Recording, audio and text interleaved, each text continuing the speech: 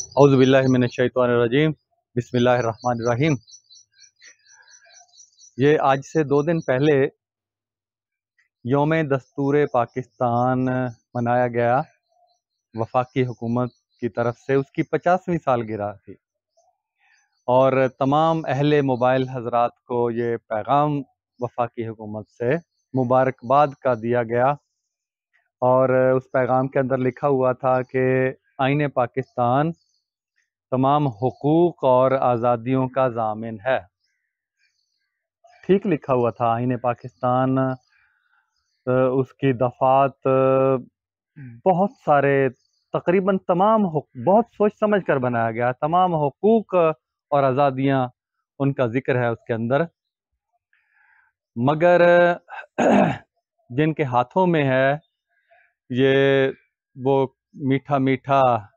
Hip اور کڑوا کڑوا تھو، اس کے مصداق پوری ڈھٹائی کے ساتھ جو ہمارے بچوں کو اپنی زبان میں پڑھنے کا حق آئین دیتا ہے، دفعہ 251 میں سپریم کورٹ کا فیصلہ، ہائی کورٹ کا فیصلہ، ان سب کی جس ڈھٹائی کے ساتھ خلاف ورزی ہو رہی ہے، آئین شکنی ہو رہی ہے، اور آئین کے اندر دفعہ 6 کا بھی ذکر ہے کہ جو آئین توڑتا ہے، جو اس کے معنی غلط اخذ کرتا ہے، خلاف ورزی کرتا ہے، اس کی سزا سزائے موت ہے۔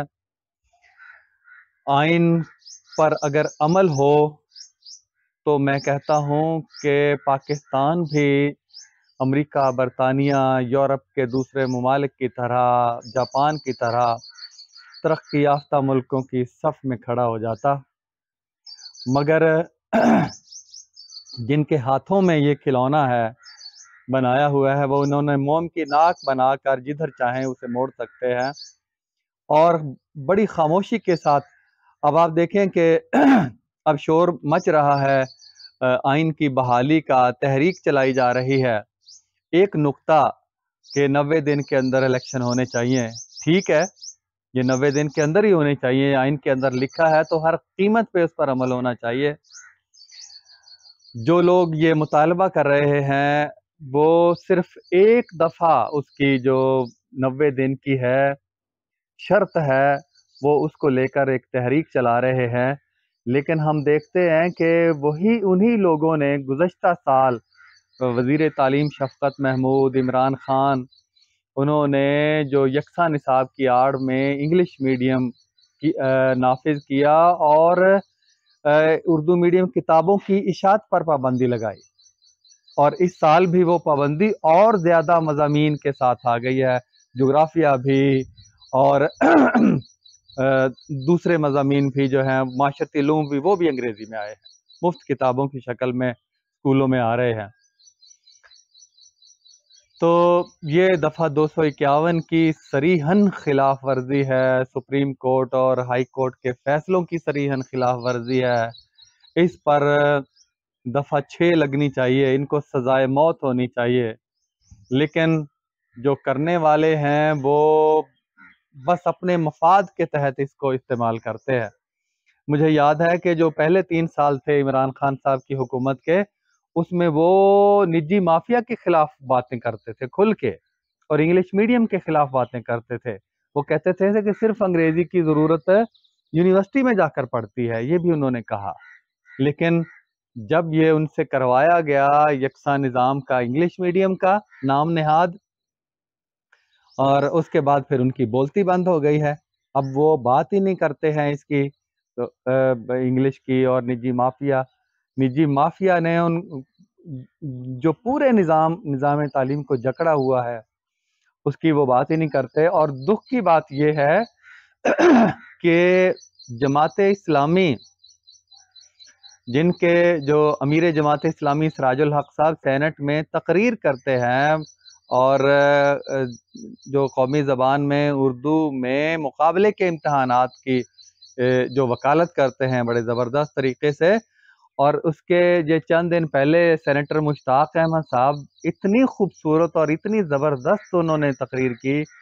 کہ تراجم کی بات بھی انہوں نے کی، انگریزی کو اختیاری کرنے کی بات بھی کی، یہ وہ کرتے ہیں، لیکن یہ جو عمل کر رہے ہیں وہ اس کے بالکل خلاف، جو نجی مافیا ہے اور ان کے لوگ وفاقی وزارت تعلیم میں جن کے نام کتابوں کے اوپر لکھے آ رہے ہیں کوآرڈینیٹر کے طور پر جماعت اسلامی کے، وہ غیر ملکی ایجنسیوں، غیر ملکی این جی اوز کے ساتھ مل کے وہ یہ انگلش میڈیم کو زبردستی نافذ کر رہے ہیں، اور جو اردو کے الفاظ کو چن چن کے اردو کی کتابوں کو مقتدرہ قومی زبان ہو اور یہ اردو سائنس بورڈ ہو، وہاں پر بھی انہی کے لوگ ہیں۔ ایک پورا نجی مافیا ہے جو انگلش میڈیم مافیا، میں کہتا ہوں جماعت کے اندر ایک اشرافیہ کا طبقہ پیدا ہو گیا ہے جس نے پوری جماعت کو لپیٹ میں لیا ہوا ہے۔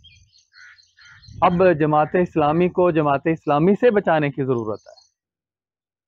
تو یہ جب صورتحال اس طرح کی ہو تو اور یہ بچے سارے انہی سکولوں میں پڑھتے ہیں اور غریب بچے مارے جا رہے ہیں۔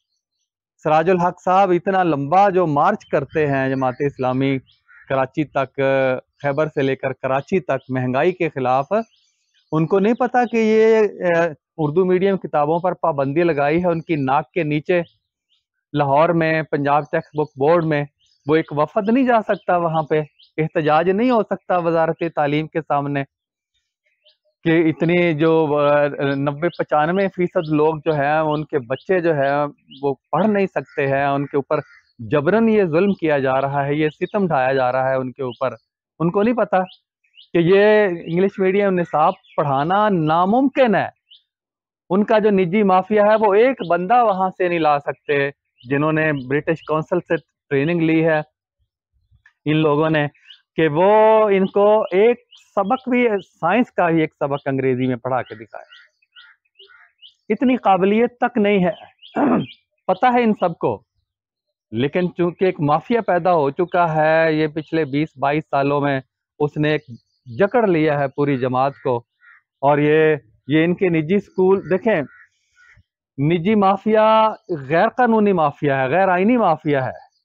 25A جو دفعہ ہے وہ 5 سے لے کر 16 سال تک کی عمر کے بچوں کی تعلیم کی ریاست ذمہ دار ہے، یہ بھی آئین کے اندر لکھا ہوا ہے۔ آپ خود آئین کی خلاف ورزی کریں گے تو آئین پر عمل درآمد کون کرے گا؟ آپ ترغیب کیسے دیں گے لوگوں کو، کیوں کیسے کہیں گے؟ تو جب ان کو اس سے جان چھڑانی چاہیے، اور ہم ٹھوک کر جماعت کو کم از کم ایک سہارا تھا لوگوں کے ذہنوں میں کہ یہ لوگ انقلاب کی بات کرتے ہیں، غیر ملکی جو امریکہ مرد آباد کا نعرہ لگاتے ہیں، امریکہ کا جو یار ہے غدار ہے غدار ہے، یہ کن کی ایجنسیاں ہیں؟ یہ برٹش کونسل کن کی ہے؟ ایف ڈی ایف یہ کن برطانیہ کی ہیں؟ یہ یو ایس ایڈ کون؟ ساری ہی تعلیم کے اندر ان کے ساتھ یہ معاونت کر رہے ہیں۔ تمام شہر نے میں کس کے ہاتھ پہ اپنا لہو تلاش کروں؟ تمام شہر نے پہنے ہوئے ہیں دستانے۔